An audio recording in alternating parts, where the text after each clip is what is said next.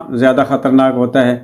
اور یہ ایک ڈرائیور 15 سال سے 20 سال سے ایک ہی روٹ پہ ایک ہی طرح کی جیپیں